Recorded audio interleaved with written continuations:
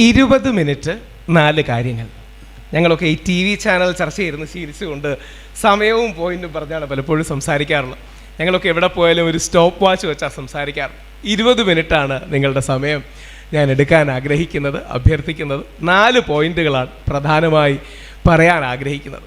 ആദ്യം തന്നെ ദൈവത്തിന് പ്രണാമം അർപ്പിച്ചുകൊണ്ട്, അഭിവന്ദ്യരായ തിരുമേനിമാർക്ക് നമസ്കാരം പറഞ്ഞുകൊണ്ട്, നമ്മുടെ ഐക്യത്തിനും നമ്മുടെ നാടിൻ്റെ സംസ്കാരത്തിനും പ്രണാമം അർപ്പിച്ചുകൊണ്ട്, എനിക്കിവിടെ വരാൻ അവസരമുണ്ടാക്കിയ ശ്രീ മനോജ്, അദ്ദേഹമാണ് ഒരുപാട് ഇതിൽ ബുദ്ധിമുട്ടിയതും നിരന്തരമായിട്ട് വിളിച്ചത്, ശ്രീ ഷൈൻ അടക്കമുള്ളവർക്ക് ആദ്യം തന്നെ നന്ദി പറഞ്ഞുകൊണ്ട്, ഞാൻ മനസ്സിലാക്കിയ കാര്യത്തെക്കുറിച്ച്, കടുവട്ടൂർ എന്ന് പറയുന്നത് ഞാൻ മനസ്സിലാക്കിയത് കാട് വെട്ടിയ ഊർ എന്ന അർത്ഥത്തിൽ നിന്നാണ് വരുന്നതെന്നാണ് ആ വെബ്സൈറ്റിലൊക്കെ ഞാൻ മനസ്സിലാക്കിയത്. അപ്പോൾ നമ്മുടെ മതസൗഹാർദ്ദ സംസ്കാരത്തിൻ്റെ അല്ലെങ്കിൽ നമ്മുടെ നാടിൻ്റെ ബഹുസ്വരതയുടെ ആത്മീയതയുടെ ഒക്കെ വലിയ ചരിത്രമുറങ്ങുന്ന ഈ മണ്ണിലേക്ക് വരാൻ കഴിഞ്ഞതിൽ വളരെയധികം സന്തോഷമുണ്ട്. ഞാൻ അതിനെക്കുറിച്ച് എന്നാൽ കഴിയുന്ന രീതിയിൽ ഇൻ്റർനെറ്റിലൂടെയും വെബ്സൈറ്റിലൂടെയും ഒക്കെ നോക്കി പഠിക്കുകയായിരുന്നു. വിശുദ്ധ തോമാസ് ലീഹ AD 52 കാലഘട്ടത്തിൽ വന്നതിന് ശേഷം ആദ്യം തന്നെ യേശുക്രിസ്തുവിൻ്റെ മഹത്തരമായ സന്ദേശം തിരിച്ചറിഞ്ഞ കുടുംബങ്ങളിലൊന്ന് കുറവിലങ്ങാട് നിന്നാണ് വരുന്നതെന്ന് ഞാൻ മനസ്സിലാക്കുന്നില്ല. അവിടെ നിന്നാണ് ചെങ്ങന്നൂരിലേക്ക് വരുന്നതെന്നും മറ്റുമാണ് ഞാൻ മനസ്സിലാക്കുന്നത്. അപ്പോൾ വലിയ രീതിയിൽ, പ്രത്യേകിച്ച് ഇവിടത്തുകാരനായതിൽ അമ്മ ചെങ്ങന്നൂരുകാരിയാണ്. ഞാൻ വന്നപ്പോൾ ഏറ്റവും സന്തോഷം തോന്നിയത് 2-3 പേർ തിരുമേനിമാരടക്കം അമ്മയുടെ കൂടെ പഠിച്ചവരാണ്. അമ്മ ക്രിസ്ത്യൻ കോളേജിലാണ് പഠിച്ചത്. അപ്പോൾ അമ്മയുടെ കൂടെ പഠിച്ചതാണ് എന്നൊക്കെ പറയുകയുണ്ടായി. അതിൽ വളരെ സന്തോഷം. അപ്പോൾ അമ്മയും കൂടി ഇന്ന് വരാനിരുന്നതായിരുന്നു. ഞാൻ നാളെ ഫിൻലാൻഡിലേക്ക് പോവാണ്. അതാണ് ഞാൻ തിരുമേനിയോട് അഭ്യർത്ഥിച്ചത്, എനിക്ക് ഇന്നത്തേക്ക് ആക്കി തരാൻ പോകുന്നു. ഫിൻലാൻഡ് ഗവൺമെൻറ്റുമായി ചേർന്ന് ഞങ്ങൾക്കൊരു വിദ്യാഭ്യാസ പദ്ധതിയുണ്ട്. അതിൻ്റെ ഭാഗമായി ഒരു 35ഓളം വിദ്യാർത്ഥികളുമായി ഫിൻലാൻഡിലോട് നേരത്തെ പോകേണ്ടി വന്നു. യഥാർത്ഥത്തിൽ 29-30 പോകേണ്ടിയിരുന്നത്. യുദ്ധ സാഹചര്യങ്ങൾ കാരണം പ്രീപോൺ ചെയ്യേണ്ടി വന്നു. അത് കാരണമാണ് നേരത്തെ പോകേണ്ടി വന്നത്. എന്തായാലും നാളത്തെ പരിപാടിക്ക് എത്താൻ കഴിയാത്തതിന് ആദ്യം തന്നെ ക്ഷമയും ഖേദം പറഞ്ഞുകൊണ്ട്, ഇന്നത്തെ പരിപാടിക്ക് വരാൻ, ഇവിടെ നിങ്ങളോടൊപ്പം സംസാരിക്കാൻ സമയം അനുവദിച്ചതിൽ ഈ അവസരത്തിന് വളരെയധികം നന്ദി പറയുന്നു. ഇവിടെ വരാൻ കഴിഞ്ഞത് വളരെ സന്തോഷമാണ്. അപ്പോൾ അത്തരത്തിലൊരു ആത്മീയതയുടെയും സൗഹാർദ്ദത്തിൻ്റെയും ഈ മണ്ണിലേക്ക് വരാൻ കഴിഞ്ഞതും ഇതിൻ്റെ പ്രൗഢഗംഭീരമായ ചരിത്രം മനസ്സിലാക്കാൻ കഴിഞ്ഞതും എനിക്ക് വളരെ സ്നേഹവും സന്തോഷവും തോന്നിയൊരു കാര്യമാണ്. ഒരുപക്ഷെ തിരുവനിക്ക് അറിയാവുന്നതല്ല, ഒരു കൗതുകം കൂടിയുണ്ട്. യേശുക്രിസ്തുവിൻ്റെ ഏറ്റവും വലിയ ഫേസ് വാൾ പെയിൻറ്റിങ്, ഒരു വീട്ടിലുള്ള ഫേസ് വാൾ പെയിൻറ്റിങ് എൻ്റെ വീട്ടിലാണ്. ഏകദേശം 148 സ്ക്വയർ ഫീറ്റ് ഉള്ള 1-2 റെക്കോർഡിൻ്റെ ആൾക്കാരൊക്കെ വന്നിരുന്നു. എൻ്റെ വീട്ടിനുള്ളിലാണ് ഒരു 148 സ്ക്വയർ ഫീറ്റ് ഉള്ള ഫേസ് വാൾ പെയിൻറ്റിങ് മാത്രം, മുഖം മാത്രമുള്ള വലിയൊരു ഫേസ് വാൾ പെയിൻറ്റിങ് എൻ്റെ വീടിനുള്ളിലാണ് ഉള്ളത്. ഞാൻ ഈ കല അതുപോലത്തെ കാര്യങ്ങൾ വളരെ ഇഷ്ടപ്പെടുന്ന ഒരു വ്യക്തിയാണ്. ആ അർത്ഥത്തിൽ ഇവിടെ വരാൻ കഴിഞ്ഞതും ഇവിടുത്തെ സാംസ്കാരികവും ആത്മീയവുമായ പരിസരത്തോട് സംവദിക്കാൻ കഴിഞ്ഞതും വളരെ സന്തോഷമുള്ള കാര്യമാണ്. അതാണ് ഒന്നാമത്തെ കാര്യം. രണ്ടാമത്തെ കാര്യം, നമ്മുടെ നാട്ടിലെ വിശ്വാസധാരകൾ നമ്മുടെ നാടിൻ്റെ പൊതു പൈതൃകത്തിനും സമ്പത്തിനുമൊക്കെ ഏറ്റവും കൂടുതൽ സംഭാവന ചെയ്തതാണ്. അതോടൊപ്പം ഒരു വിദ്യാഭ്യാസ മേഖലയിൽ, ഒരുപക്ഷെ എന്നെ നിങ്ങൾ ഇൻട്രൊഡ്യൂസ് ചെയ്യുമ്പോൾ TV ചാനലിലെ ചർച്ചയും സാമൂഹിക കാര്യങ്ങളിൽ ഇടപെടുന്ന ഒരാളായിട്ടുമായിരിക്കും കാണുന്നത്. പക്ഷേ ഞാൻ അടിസ്ഥാനപരമായി വിദ്യാഭ്യാസ മേഖലയിൽ നിൽക്കുന്നൊരു വ്യക്തിയാണ്. വിദ്യാഭ്യാസ മേഖലയിലും ശാസ്ത്രത്തിൻ്റെ കണ്ണിലൂടെയും ഈ വിശ്വാസത്തിൻ്റെയും സംസ്കാരത്തിൻ്റെയും പ്രാധാന്യം എന്താണ് എന്ന് സൂചിപ്പിക്കാനാണ് രണ്ടാമത്തെ പോയിന്റ് ഞാൻ ആഗ്രഹിക്കുന്നത്. അദ്ദേഹം ലണ്ടൻ സ്കൂൾ ഓഫ് എക്കണോമിക്സ് പറയുകയുണ്ടായി. അതേപോലെ ലോകത്തിലെ ഏറ്റവും പ്രമുഖ യൂണിവേഴ്സിറ്റികളിലൊന്നായ ഹാർവേഡ് യൂണിവേഴ്സിറ്റി, ലോകത്തിൽ തന്നെ ഏറ്റവും പ്രമുഖമെന്ന് പറയാൻ കഴിയുന്ന യൂണിവേഴ്സിറ്റി ഹാർവേഡാണ്. ആ ഹാർവേഡ് പള്ളികളിൽ പോകുന്നതിനെക്കുറിച്ചൊരു പഠനം നടത്തിയിട്ടുണ്ട്. എത്ര പേർ പള്ളിയിൽ പോകുന്നത് നിങ്ങളത് പഠിച്ചിട്ടുണ്ടാവും എന്നറിയില്ല. വെറുതെ Harvard university church going study എന്നെടുത്തു നോക്കിയാൽ 14ഓളം വർഷങ്ങൾ നീണ്ട അവരുടെ ഒരു പഠനമുണ്ട്. ഓർക്കുക, പറയുന്നത് ആത്മീയ നേതാക്കളല്ല, വിശ്വാസത്തിൻ്റെ പാതയിൽ നിൽക്കുന്നവരല്ല, സാംസ്കാരിക രംഗത്ത് നിൽക്കുന്നവരല്ല, ശാസ്ത്രജ്ഞർ വളരെ വർഷങ്ങൾ ഗവേഷണം നടത്തിയിട്ട് പള്ളിയിൽ പോകുന്നതിനെക്കുറിച്ച് അല്ലെങ്കിൽ ആരാധനാലയങ്ങളിൽ പോകുന്നതിനെക്കുറിച്ച് അവരുടെ സ്റ്റഡി, അമേരിക്കയിൽ നടന്ന സ്റ്റഡിയാണ്. ഓർമ്മ ശരിയാണെങ്കിൽ 88,000 ആൾക്കാർ, ചെറിയ സാമ്പിൾ സൈസ് ഒന്നുമല്ല, 88,000 ആൾക്കാരിൽ നടത്തിയ സ്റ്റഡിയാണ്. അവർ പറയുന്നത്, ആഴ്ചയിൽ ഒരു ദിവസം കൃത്യമായി spiritual services, religious services attend ചെയ്യുകയാണെങ്കിൽ, പങ്കെടുക്കുകയാണെങ്കിൽ നമ്മളുടെ ജീവിതത്തിലുള്ള ആത്മഹത്യകൾ കുറയും, അല്ലെങ്കിൽ ആത്മഹത്യാ പ്രവണത, സമൂഹത്തിലെ ആത്മഹത്യകൾ കുറയും, ആത്മഹത്യാ പ്രവണത കുറയും, സ്ട്രെസ്സ് കുറയും, ജീവിതത്തിൻ്റെ ക്വാളിറ്റി മെച്ചമാകും, പരസ്പരമുള്ള ബന്ധങ്ങൾ മെച്ചമാകുമെന്നാണ് ഹാർവേഡ് യൂണിവേഴ്സിറ്റി 14 വർഷത്തോളം പഠനം നടത്തിയിട്ട് കണ്ടെത്തുന്നത്. ഇത് പബ്ലിഷ് ചെയ്തിരിക്കുന്നത് ജാമ സൈക്കാട്രി, അവരുടെ ജേർണൽ ഓഫ് മെഡിക്കൽ അസോസിയേഷൻ്റെ സൈക്കാട്രിയിൽ അവർ വളരെ ഗൗരവമായി ഈ പഠനം നടത്തിയതിന് ശേഷം ആഴ്ചയിൽ ഒരു ദിവസം കൃത്യമായി റിലീജിയസ് സർവീസസ്, സ്പിരിച്വൽ സർവീസസിൽ അറ്റൻഡ് ചെയ്താൽ അതിനൊരുപാട് ഗുണങ്ങളുണ്ടാകുമെന്ന് ശാസ്ത്രീയമായി കണ്ടെത്തിയിട്ടുണ്ട്. അതുകൊണ്ടാണ് നമ്മുടെ ക്രിസ്ത്യൻ സഹോദരങ്ങൾ ഞായറാഴ്ചയും നമ്മുടെ മുസ്ലിം സഹോദരങ്ങൾ വെള്ളിയാഴ്ചയും അടക്കം ഈ സ്പിരിച്വൽ എഡ്യൂക്കേഷന് വേണ്ടിയോ സ്പിരിച്വൽ സർവീസസിന് വേണ്ടിയോ ഒക്കെ മാറ്റിവെക്കുന്നത്. അപ്പോൾ ഒരു വ്യക്തിയുടെ സമൂഹത്തിൻ്റെ വളർച്ചയിൽ വിശ്വാസത്തിന്, ആത്മീയതയ്ക്ക്, മതത്തിന്, ദൈവവിശ്വാസത്തിനൊക്കെ വലിയ പ്രാധാന്യമുണ്ട്. അതൊരു സോഷ്യൽ ഐഡൻറ്റിറ്റി മാത്രമല്ല, തീർച്ചയായിട്ടും സോഷ്യൽ ഐഡൻറ്റിറ്റിയാണ്. അത് മാത്രമല്ല, ദൈവത്തിലേക്കോ അല്ലെങ്കിൽ ജീവിതത്തിൻ്റെ ക്വാളിറ്റി ഇമ്പ്രൂവ് ചെയ്യാൻ, ജീവിതത്തിൻ്റെ നിലവാരം ഇമ്പ്രൂവ് ചെയ്യാൻ, ലൈഫിൻ്റെ മെച്ചം ഇമ്പ്രൂവ് ചെയ്യാൻ അതിനെ വളരെയധികം ഗുണം ചെയ്യുന്നൊരു കാര്യമാണെന്ന് ഒരുപാട് ശാസ്ത്രീയ പഠനങ്ങൾ ഇത്തരം കാര്യങ്ങളിലുണ്ട്. അപ്പോൾ അത്തരം പഠനങ്ങൾ അടക്കമുള്ള കാര്യങ്ങൾ നമ്മുടെ സമൂഹത്തിൽ വിശ്വാസികൾക്കിടയിൽ വരികയാണെങ്കിൽ അത് വളരെ പോസിറ്റീവായൊരു കാര്യമാണ്. കാര്യം നമ്മൾ അമ്പലത്തിലാകട്ടെ, പള്ളിയിലാകട്ടെ, മുസ്ലിം പള്ളികളിലാകട്ടെ, ഈ ആത്മീയതയുടെ ഭാഗമായി ഒത്തുകൂടുന്നതിന് നമ്മുടെ ജീവിതത്തെ പോസിറ്റീവായി എൻഹാൻസ് ചെയ്യാനും പോസിറ്റീവായി മുമ്പോട്ട് കൊണ്ടുപോകാനും ഒരുപാട് ഗുണമുണ്ട് എന്നുള്ളതാണ് വളരെ പ്രധാനപ്പെട്ട കാര്യങ്ങളിലൊന്ന്. അതാണ് രണ്ടാമത്തെ പോയിന്റ്. ഇനി മൂന്നാമത്തെ പോയിന്റ്. ആദ്യത്തെ രണ്ട് പോയിന്റുകൾ പോസിറ്റീവ് പോയിന്റുകളാണെങ്കിൽ ഇനി അടുത്ത പറയാൻ പോകുന്നത് ചെറുതായി നമ്മൾ ചിന്തിക്കേണ്ട ഒരു വെല്ലുവിളിയും ചലഞ്ചുമാണ്. ഞാൻ പലപ്പോഴും നമ്മുടെ വേദികളിലെല്ലാം പോകുമ്പോൾ ഇത് വളരെ കൃത്യമായി പറയാറ്. ആദ്യ രണ്ട് കാര്യം പറഞ്ഞത് നമുക്കെല്ലാം സർവ്വസ്വീകാര്യവും മറ്റുമാണെങ്കിൽ ഇനി മൂന്നാമത് പറയുന്ന കാര്യം ഒരു പക്ഷേ ചിലപ്പോൾ ഒരു സംവാദാത്മകമായ ഒരു കാര്യത്തിലേക്കായിരിക്കാം ഒരുപക്ഷെ പോകുന്നത്. പക്ഷേ ആദ്യം പറഞ്ഞ രണ്ട് പോയിന്റുകളെ പോലെ പ്രാധാന്യത്തോടെ നമ്മൾ എല്ലാവരും കേൾക്കണമെന്ന് താഴ്മയായി അഭ്യർത്ഥിക്കുന്നൊരു പോയിന്റാണ് അടുത്ത പറയാൻ പോകുന്നത്.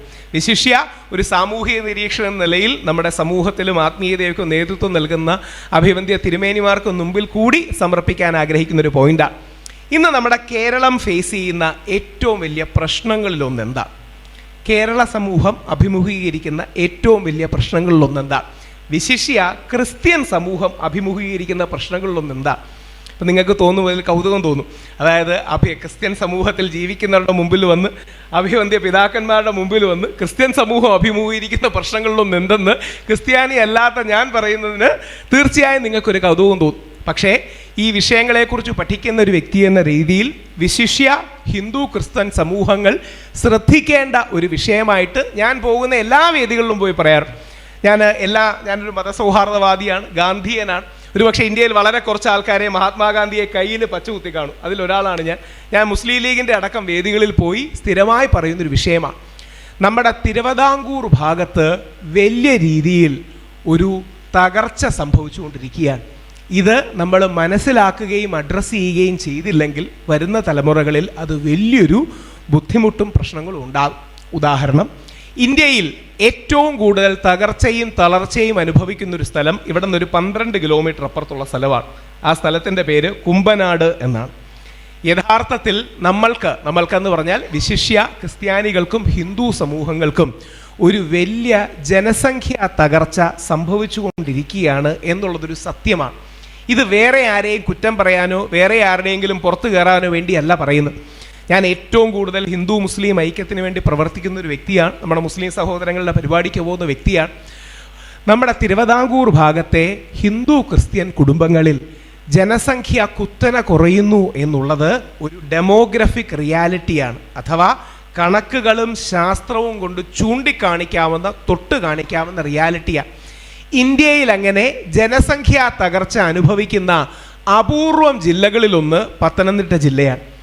BBC എന്ന് പറയുന്ന ലോകത്തിലെ ഏറ്റവും പ്രധാനപ്പെട്ട മാധ്യമം, ഓർക്കുക, BBC എന്ന് പറയുന്ന ഇന്ത്യൻ മാധ്യമമല്ല, ബ്രിട്ടീഷ് ടാക്സ് പേയേഴ്സിൻ്റെ മണി കൊണ്ടാണ് പരസ്യം മേടിച്ചു പോലും മാധ്യമം നടത്തുന്നൊരു മാധ്യമമല്ല BBC. ലോകത്തിലെ ഏറ്റവും ക്രെഡിബിലിറ്റി ഉള്ള മാധ്യമമാണ് BBC. ഏകദേശം കുറച്ചു കാലങ്ങൾക്ക് മുമ്പ് കുമ്പനാട്ടിൽ വന്ന് ഒരു സ്റ്റോറി ചെയ്തിരുന്നു. വിശാല അർത്ഥത്തിൽ പത്തനംതിട്ടയും വിശാല അർത്ഥത്തിൽ കേരളത്തെയും ബാധിക്കുന്നൊരു പ്രശ്നമാണ് അവർ ചൂണ്ടിക്കാട്ട്. കുമ്പനാടെക്കുറിച്ച് BBC പറയുന്നത് അവിടെ സ്കൂളുകൾ അടയ്ക്കുന്നു, കോളേജുകൾ അടയ്ക്കുന്നു, ബാങ്കുകൾ അടയ്ക്കുന്നു, ആശുപത്രികൾ അടയ്ക്കുന്നു. ആ സ്ഥലം കാട് കയറിക്കൊണ്ടിരിക്കുകയാണ് എന്നാണ് BBC പറയുന്നത്. നിങ്ങൾക്ക് ഗൂഗിളിൽ പോയാൽ BBC കുമ്പനാട് എന്നടിക്കുകയോ BBC കുമ്പനാട് ഗോസ്റ്റ് ടൗൺ എന്നടിക്കുകയോ ചെയ്താൽ ഈ അവരുടെ പഠന അല്ലെങ്കിൽ ഒരു ഗവേഷണ സ്വഭാവമുള്ള വാർത്ത നിങ്ങൾക്ക് ലഭിക്കുകയും ചെയ്യും. Ghost town in worlds most populous nation, അതായത് ലോകത്തിലെ ഏറ്റവും ജനസംഖ്യയുള്ള രാജ്യത്തെ പ്രേത നഗരം എന്ന് പറഞ്ഞാണ് അവർ കുമ്പനാടിനെ കുറിച്ച് പറഞ്ഞത്. വിശിഷ്യ തിരുവിതാംകൂർ ഭാഗങ്ങളെക്കുറിച്ച് അത് വളരെ സത്യവുമാണ്. നമ്മൾ ഇടയ്ക്കിടയ്ക്ക് പറയാറുണ്ട്, തിരുവിതാംകൂറിലെ പല വീടുകളും ഒഴിഞ്ഞു കിടക്കുകയാണ്. കേരളത്തിൽ പലപ്പോഴും യുവാക്കളില്ല, വീടുകൾ ഒഴിഞ്ഞു കിടക്കുകയാണ്. ഏത് യുവാക്കളാണ് ഇല്ലാത്തത്? ഏത് വീടുകളാണ് ഒഴിഞ്ഞു കിടക്കുന്നത്? അത് കൂടുതലും ക്രിസ്ത്യൻ ഹിന്ദു കുടുംബങ്ങളിലെ വീടുകളാണ്. അതിൻ്റെ കാരണം നമ്മളുടെ ജനസംഖ്യയിൽ ഉണ്ടാകുന്ന വലിയൊരു തകർച്ചയും തളർച്ചയുമാണ്. ഈ വിഷയം വളരെ സെൻസിറ്റീവായൊരു വിഷയമാണ്. ഇതിൻ്റെ പ്രശ്നമെന്ന് പറഞ്ഞാൽ നമ്മുടെ സമൂഹത്തിലെ പല തീവ്രസ്വരക്കാരും, പ്രത്യേകിച്ച് നമ്മുടേതടക്കമുള്ള സമുദായങ്ങളിലുള്ള ആൾക്കാർ ഇതര സഹോദര സമുദായങ്ങളെ കുറ്റം പറയാനാണ് ഈ വിഷയം ഉപയോഗിക്കുന്നത്. അങ്ങനെയല്ല. ബാക്കി ഒരു സമുദായത്തിനും ഓവർ പോപ്പുലേഷൻ ഇല്ല. വിശിഷ്യ മുസ്ലിം സഹോദരങ്ങൾക്ക് ഓവർ പോപ്പുലേഷൻ ഇല്ല. നമുക്ക് അണ്ടർ പോപ്പുലേഷനാണ് എന്നുള്ളതാണ് ശാസ്ത്രീയമായ കണക്ക്. കുറച്ചുകൂടെ കൃത്യമായി ഗവൺമെൻറ്റിൻ്റെ കണക്ക്, അതായത് ഗവൺമെൻറ് കണക്കെന്ന് പറഞ്ഞാൽ ഇന്ത്യ ഗവൺമെൻറ്, മോദിജിയുടെ ഗവൺമെൻറ്റും നമ്മുടെ സഖാവ് പിണറായി വിജയൻ സഖാവിൻ്റെ ഗവൺമെൻറ്റും ഒക്കെ എടുക്കുന്ന കണക്കുകൾ വെച്ച് പറഞ്ഞാൽ മുസ്ലിം സമൂഹത്തിൻ്റെ ഫെർട്ടിലിറ്റി റേറ്റ്, അതായത് ഒരു കുടുംബത്തിലുണ്ടാകുന്ന കുട്ടികളുടെ എണ്ണം ഏകദേശം 2.5. ക്രിസ്ത്യൻ സമൂഹത്തിൽ അത് 1.6 മുതൽ 1.8 വരെയാണ്. ഞങ്ങൾ ഹിന്ദുക്കളിൽ അത് ഏകദേശം 1.2 മുതൽ 1.3 വരെയാണ്. അതിൽ തന്നെ ഈ സവർണ ഹിന്ദുക്കൾ എന്ന് വിളിക്കുന്ന നായർ നമ്പൂതിരി വിഭാഗങ്ങളിൽ 1.1ഉം 1.2ഉം ഒക്കെയാണ്. WHO വേൾഡ് ഹെൽത്ത് ഓർഗനൈസേഷൻ പറയുന്ന വളരെ പ്രസക്തമായ കാര്യം, യുണൈറ്റഡ് നേഷൻസ് പറയുന്ന വളരെ പ്രസക്തമായ കാര്യം, ഒരു കുടുംബത്തിൽ, ഒരു സമുദായത്തിൽ, ഒരു വീട്ടിൽ ഒരു 2.1 കുട്ടികളാണ് വേണ്ടത്. ഇതിനെ റീപ്ലേസ്മെൻറ്റ് ലെവൽ ഫെർട്ടിലിറ്റി റേറ്റ് എന്നാണ് അവർ വിളിക്കുക. എന്ന് പറഞ്ഞാൽ ഒരു കുടുംബത്തിന്, ഒരു സമൂഹത്തിന് നിലനിൽക്കാൻ ഒരു കുടുംബത്തിൽ 2.1 കുട്ടികൾ വേണം. ആ 0.1 എന്ന കണക്ക് പറയുന്നത് ചില ആൾക്കാർ ചെറിയ പ്രായത്തിൽ മരിക്കുന്നു, ആക്സിഡൻറ്റുകൾ ഉണ്ടാകുന്നു, ജനിക്കുമ്പോൾ മരിക്കുന്നു തുടങ്ങിയ കാര്യങ്ങളാണ്. 2.1 to 2.3 ആണ് ഒരു കുടുംബത്തിൽ കുട്ടികൾ വേണ്ടത്. ക്രിസ്ത്യൻ സമൂഹത്തിന് അത് 1.6 മുതൽ 1.8 വരെയാണ്. വ്യത്യസ്ത സഭകളുടെ കണക്ക് അവൈലബിൾ അല്ല ഗവൺമെൻറ്റിൻ്റെ കയ്യിൽ, പക്ഷേ അവൈലബിൾ ആയ ക്രിസ്ത്യൻ സമൂഹത്തിൻ്റെ കണക്ക് 1.6 ആണ്. ഞങ്ങളുടെ ഇടയിൽ 1.1ഉം 1.2ഉം ഒക്കെയാണ്. അപ്പോൾ നമ്മുടെ ജനസംഖ്യയിൽ വലിയൊരു തളർച്ചയും തകർച്ചയും വരുന്നുണ്ട്. ഇപ്പോൾ ചില ആൾക്കാരപ്പം പറയും ഇമിഗ്രേഷൻ കൊണ്ടല്ലേ. ശരിയാണ്, 10 മുതൽ 15% വരെ വിദേശത്തേക്ക് പോകുന്ന നമ്മുടെ യുവാക്കളും യുവതികളും ഒരു എന്താ പറയുക, അതും ഇതിനൊരു ഫാക്ടറാണ്. പക്ഷേ അടിസ്ഥാനപരമായി നമ്മുടെ കുടുംബങ്ങളുടെ ശിഥിലത, കുടുംബങ്ങളുടെ തകർച്ച, നമ്മുടെ ജനസംഖ്യയുടെ തകർച്ച നമ്മുടെ സമൂഹത്തെ വലിയ രീതിയിൽ ബാധിക്കുന്നു എന്നുള്ളത് ശാസ്ത്രീയമായൊരു കണക്കും ശാസ്ത്രീയമായ തിരിച്ചറിവുമാണ് എന്ന് നമ്മൾ ഇന്ന് കണ്ട് പരിഹാരമുണ്ടായെങ്കിൽ മാത്രമേ ഒരു 10-20 വർഷങ്ങൾക്കുള്ളിൽ അത് പരിഹരിക്കാൻ കഴിയുകയുള്ളൂ.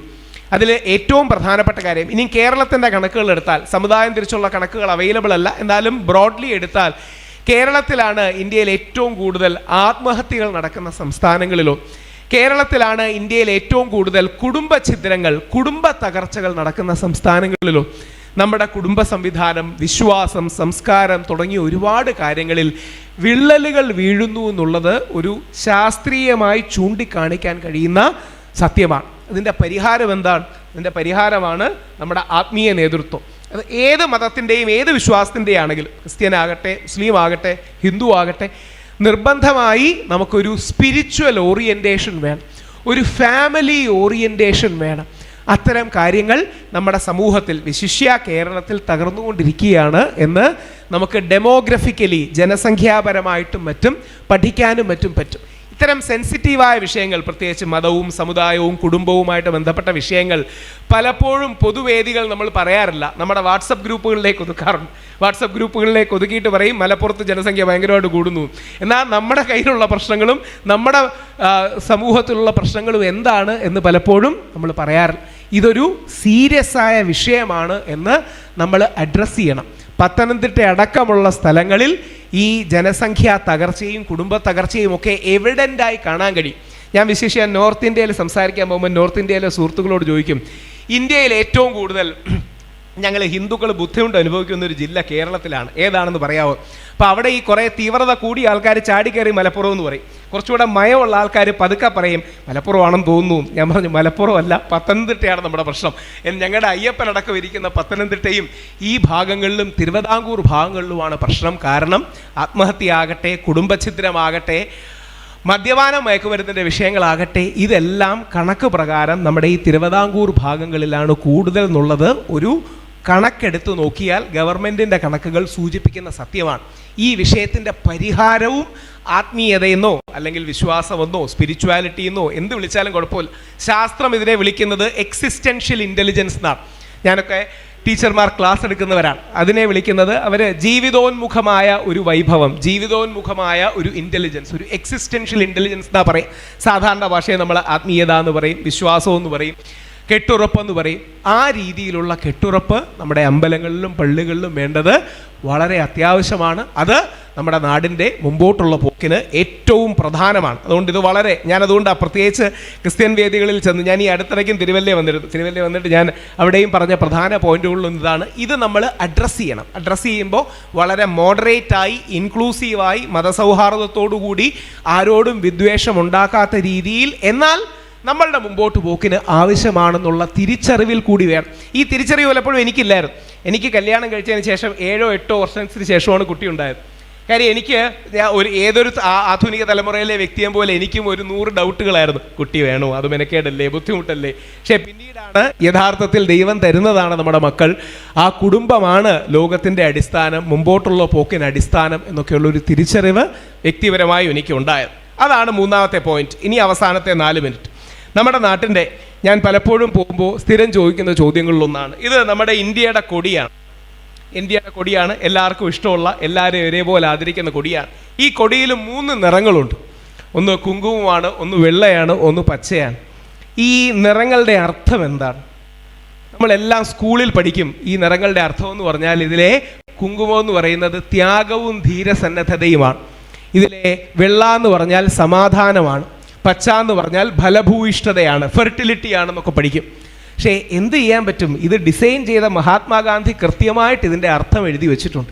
മഹാത്മാഗാന്ധി ഇതിൻ്റെ ഡിസൈനറായ പിങ്കാളി വെങ്കയ്യോടൊപ്പം ഏപ്രിൽ 13, 1921, ഇന്നേക്ക് ഏകദേശം 106 വർഷം മുമ്പ് അല്ലെങ്കിൽ 105 വർഷം മുമ്പ് യേശു ക്രിസ്തുവിൻ്റെ പാതയിൽ സഞ്ചരിച്ച പ്രവാചകൻ മുഹമ്മദ് നബി സല്ലല്ലാഹു അലൈഹി വസല്ലത്തോട് ചേർത്ത് വെക്കാൻ കഴിയുന്ന ബുദ്ധൻ്റെ അഹിംസ ലോകത്തിന് വീണ്ടും പഠിപ്പിച്ച നമ്മുടെ രാഷ്ട്രപിതാവായ മഹാത്മാഗാന്ധി പറയുന്നു, നമ്മുടെ നാട്ടിൽ പ്രമുഖമായി 3 സമുദായങ്ങളാണുള്ളത്: ഹിന്ദു, ക്രിസ്ത്യൻ, മുസ്ലിം. എൻ്റെ രാജ്യത്തിൻ്റെ കൊടിയിൽ ഈ 3 മതവിഭാഗങ്ങളുടെയും വിശ്വാസ വിഭാഗങ്ങളുടെയും റെപ്രസെൻറ്റേഷൻ ഉണ്ടാകും. അങ്ങനെ ഏപ്രിൽ 13, 1921 മഹാത്മാഗാന്ധി പിങ്കാളി വെങ്കയ്യോട് പറയുകയും അത് അദ്ദേഹം യങ് ഇന്ത്യയിൽ എഴുതുകയും ചെയ്യുന്നുണ്ട്. ഈ നിറങ്ങൾ കാണിക്കുന്നത് ഹിന്ദു, ക്രിസ്ത്യൻ, മുസ്ലിം എന്നാണ്. ഈ ബാലൻസ് ആണ് ഇന്ത്യയുടെ ആത്മാവ്. ഈ സന്തുലനമാണ് ഇന്ത്യയുടെ ആത്മാവ്. ഇനി അതിലൊരു കൗതുകം കൂടിയുണ്ട്. ഇതിൻ്റെ ഒരു തമാശ എന്ന് പറഞ്ഞാൽ, എല്ലാ രാഷ്ട്രീയ പാർട്ടികളെ എനിക്കിഷ്ടമാണ്, എല്ലാ രാഷ്ട്രീയ പാർട്ടികളുടെ വേദി പോകാറുണ്ട്. ഞാൻ ഈ വ്യത്യസ്ത രാഷ്ട്രീയ പാർട്ടികളുടെ വേദിയിൽ പോകുമ്പോൾ അവർ പറയും, ഇത് ഇങ്ങനെ മതസമുദായം എന്ന് എടുത്ത് പറയണ്ട, പകരം മതേതരത്വത്തിൻ്റെ കൊടിയാണെന്ന് പറഞ്ഞാൽ മതി. ഞാൻ പറഞ്ഞു മതി, അങ്ങനെ പറഞ്ഞാൽ നിങ്ങൾക്ക് അതാണ് ഇഷ്ടമെങ്കിൽ അങ്ങനെ പറഞ്ഞാൽ. ചില സ്ഥലങ്ങളിൽ പോകുമ്പം പറയും, പ്രത്യേകിച്ച് മനോജ് സാറിൻ്റെ ഒക്കെ കോൺഗ്രസിൻ്റെ വേദി പോകുമ്പോൾ പറയും, ഇത് മതസൗഹാർദ്ദത്തിൻ്റെ കൊടിയാണെന്ന് പറഞ്ഞാൽ മതി, അങ്ങനെ പറഞ്ഞാൽ. BJP-കാരുടെ വേദിയിൽ പോകുമ്പോൾ അവർ പറയും ദേശീയതയുടെ കൊടിയാണെന്ന് പറയണം. ഞാൻ പറഞ്ഞു അങ്ങനെ പറഞ്ഞാൽ, പേരെന്ത് വിളിച്ചാലും എങ്ങനെ പറഞ്ഞാലും ഇതിൻ്റെ അടിസ്ഥാന ആശയമെന്ന് പറയുന്നത് നമ്മുടെ നാട്ടിൽ മതസൗഹാർദ്ദം വേണം, ഒരുമ വേണം, ഐക്യം വേണം എന്നുള്ളതാണ്. ഇതിൻ്റെ ഒരു കൗതുകം, ഗോഡ്സെ, നമ്മുടെ രാഷ്ട്രപിതാവായ മഹാത്മാഗാന്ധിയെ കൊന്ന ഗോഡ്സെ ഗാന്ധിജിയെ കൊല്ലാൻ പല കാരണങ്ങളിലൊന്ന് ഈ കൊടി കാവിക്കൊടിയിൽ നിന്ന് ത്രിവർണ പതാകയാക്കി മാറ്റി എന്നുള്ളതാണ്. ഗോഡ്സെ കുറേ മഹാത്മാഗാന്ധിക്കെതിരെ കുറ്റങ്ങൾ എന്ന് പറഞ്ഞ് ഗോഡ്സെയുടെ കാഴ്ചപ്പാടിലെ കുറ്റങ്ങൾ നിരത്തുന്നുണ്ട്. അതിൽ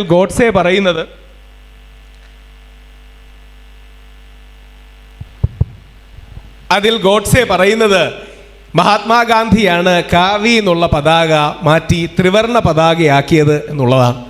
അപ്പോൾ യഥാർത്ഥത്തിൽ നമ്മുടെ ഈ ത്രിവർണ പതാകയാണ് നമ്മുടെ രാജ്യത്തിൻ്റെ ഒരു ടെംപ്ലേറ്റ് അല്ലെങ്കിൽ മോഡൽ അല്ലെങ്കിൽ അടിസ്ഥാനം, വ്യത്യസ്ത പേരുകൾ നമുക്കത് വിളിക്കാം. അതിൽ ഹിന്ദുവും മുസ്ലിമും ക്രിസ്ത്യാനിയും എല്ലാ മതവിഭാഗങ്ങളും ഒരുമിച്ച് ചേർന്ന് സൗഹാർദ്ദത്തോടെ സന്തോഷത്തോടെ പോകണം എന്നുള്ളതാണ്. ഞാൻ വിദേശങ്ങളിലൊക്കെ പോയി യാത്ര ചെയ്യുമ്പോൾ ഞാൻ പലപ്പോഴും അഭിമാനത്തോടെ പറയാറുണ്ട്, നമ്മുടെ നാട്ടിലാണ് തോമാസ് ലീഹ നമ്മുടെ വിശ്വാസപ്രകാരം AD 52 വന്നു എന്നാണ് നമ്മുടെ വിശ്വാസം. AD 52 അതായത് യൂറോപ്യൻ രാജ്യങ്ങളിൽ ക്രിസ്തുവിൻ്റെ മഹത്തരമായ സന്ദേശം എത്തുന്നതിനും നൂറ്റാണ്ടുകൾക്ക് മുമ്പ് നമ്മുടെ രാജ്യത്തിൽ വന്നതാണ്. ആ രീതിയിൽ എല്ലാ മതസമുദായങ്ങളും ഒരുമിച്ച് സൗഹാർദ്ദത്തോടെയും സന്തോഷത്തോടെയും ഐക്യത്തോടെയും പരസ്പര യോജിപ്പിൻ്റെ മേഖലകൾ കണ്ടെത്തുകയും തങ്ങളുടെ വിശ്വാസത്തിൽ ഉറച്ചു നിന്നുകൊണ്ട് തന്നെ എല്ലാ വിശ്വാസങ്ങളോടും ഒരു സാഹോദര്യം ഉണ്ടാകുകയും ചെയ്യുന്ന ഒരു കാഴ്ചപ്പാട്. അതിനെ വ്യത്യസ്ത പേരുകളിൽ വിളിക്കാറുണ്ട്. ഇപ്പോൾ പ്രത്യേകിച്ച് ക്രിസ്ത്യൻ സമുദായത്തിലെ ആൾക്കാർക്ക് പലപ്പോഴും വേണ്ട രീതിയിൽ ഹൈലൈറ്റ് ചെയ്യപ്പെടാത്തൊരു കാര്യമാണ് സ്വാമി അയ്യപ്പൻ. ഞങ്ങൾ കോടിക്കണക്കിന് ഹിന്ദുക്കൾ ശബരിമലയിൽ പോകുമ്പം അയ്യപ്പൻ്റെ അടുത്ത് പോകാറ്. അയ്യപ്പൻ്റെ 2 ബെസ്റ്റ് ഫ്രണ്ട്സാണ് ഉണ്ടായിരുന്നത്. ഇന്നത്തെ ന്യൂ ജനറേഷൻ്റെ ഭാഷയിൽ പറഞ്ഞാൽ ബെസ്റ്റ് ബഡീസാണ് ഉണ്ടായിരുന്നത്. ഒന്ന് മുസ്ലിം സമൂഹത്തിലുള്ള വാവരാണ്, 2 ക്രിസ്ത്യൻ സമൂഹത്തിലുള്ള വെളുത്തയാണ്. അർത്തുങ്കൽ ക്രിസ്ത്യൻ പള്ളിയിലാണ് ഈ വെളുത്ത വരുന്നത്. ആലപ്പുഴ മുഹമ്മയ്ക്കടുത്താണ് ഈ അർത്തുങ്കൽ ക്രിസ്ത്യൻ പള്ളിയുള്ളത്. കൗതുകം എന്ന് പറയട്ടെ, അയ്യപ്പൻ്റെ വിദ്യാഭ്യാസത്തിന് സഹായിക്കുന്നതും സപ്പോർട്ട് ചെയ്യുന്നതും ഈ വെളുത്തയാണ്, അല്ലെങ്കിൽ വെളുത്തച്ഛനാണ്. ആലങ്കാരികമായി പറഞ്ഞാൽ ഞങ്ങളടക്കം എല്ലാവരും ക്രിസ്ത്യൻ സ്കൂൾസിൽ നിന്നാണ് പഠിച്ചത്. എൻ്റെ മുത്തശ്ശി ബാലികാമഠത്തിലാണ് പഠിച്ചത്, അമ്മ ക്രിസ്ത്യൻ കോളേജിലാണ് പഠിച്ചത്, ഞാൻ ക്രൈസ്തവറിലാണ് പഠിച്ചത്, എൻ്റെ മോൻ ഇന്ന് സെയിൻറ്റ് തോമസിലാണ് പഠിക്കുന്നത്. നമ്മുടെ മാത്രമല്ല, 1000 വർഷം മുമ്പ് മണികണ്ഠനായ സ്വാമി അയ്യപ്പൻ്റെ വിദ്യാഭ്യാസത്തിന് വിശിഷ്യ ആലപ്പുഴയിലെ ചീരപ്പഞ്ചിറ കളരിയിൽ, അതൊരു ഈഴവ കളരിയാണ്, ഈ ചീരപ്പഞ്ചിറ കളരിയിൽ അയ്യപ്പന് അഡ്മിഷൻ എടുക്കുന്നത് ഈ വെളുത്തച്ഛനാണ്. ഇതിനെക്കുറിച്ച് രാമരാജവർമ്മയടക്കം വളരെ വിശദമായിട്ട് അതിൻ്റെ ചരിത്രത്തിൽ എഴുതിയിട്ടുണ്ട്. അപ്പോൾ ഈ മതസൗഹാർദ്ദം അല്ലെങ്കിൽ ബഹുസ്വരത, ഐക്യം, അതിനെ അയ്യപ്പൻ വാവർ വെളുത്താന്ന് വിളിക്കാം, അതിനെ Mahatma Gandhi, Maulana Azad, Charles Freer Andrews എന്ന് വിളിക്കാം. പേരെന്ത് വിളിച്ചാലും ഈ ബഹുസ്വരതയും മതസൗഹാർദ്ദവുമാണ് ഈ രാജ്യത്തിൻ്റെ ആത്മാവ്. ആ ആത്മാവിനെ തിരിച്ചറിഞ്ഞുകൊണ്ട് അതോടൊപ്പം നമ്മുടെ സമുദായങ്ങളിലടക്കമുള്ള പ്രശ്നങ്ങളെ അഡ്രസ്സ് ചെയ്തുകൊണ്ട് നമുക്ക് മുമ്പോട്ട് പോകാൻ കഴിയട്ടെ. 2000 വർഷത്തോളമായി നമ്മുടെ നാടിൻ്റെ പ്രൗഢഗംഭീരമായ ചരിത്രത്തിന് വലിയ സംഭാവനകൾ ചെയ്യുന്ന നമ്മുടെ ക്രിസ്ത്യൻ സമൂഹവും അതോടൊപ്പം ഇവിടെ വരാൻ കഴിഞ്ഞതിൽ ഈ കുടുംബത്തിൻ്റെ ചരിത്രവും മറ്റുമൊക്കെ ഞാൻ വിശദമായി ഇതിൽ വായിക്കുകയുണ്ടായി. നമ്മുടെ നാടിൻ്റെ ബഹുസ്വരതയ്ക്കും ഐക്യത്തിനും നന്മയ്ക്കുമൊക്കെ ഒരുപാട് സംഭാവന ചെയ്ത ഈ മണ്ണിലേക്ക് വരാനും ആ ചരിത്രത്തെ ഓർക്കാനും കഴിഞ്ഞതിൽ വളരെ സന്തോഷം. ഞാൻ പറഞ്ഞതിന് 2 മിനിറ്റ് കൂടുതൽ എടുത്തിട്ടുണ്ട്, അതിന് ക്ഷമ ചോദിച്ചുകൊണ്ട് പിതാവിനും അഭിവന്ദ്യ തിരുമേനിമാർക്കും നന്ദി പറയുന്നു. നന്ദി. ജയ് ഹിന്ദ്. ഈ ദേവാലയത്തിൻ്റെ മുഖ്യരക്ഷാധികാരി അഡ്വക്കേറ്റ് രാഹുൽ ഈശ്വറിനെ പൊന്നാട അണിയിച്ച് ആദരിക്കുന്നു.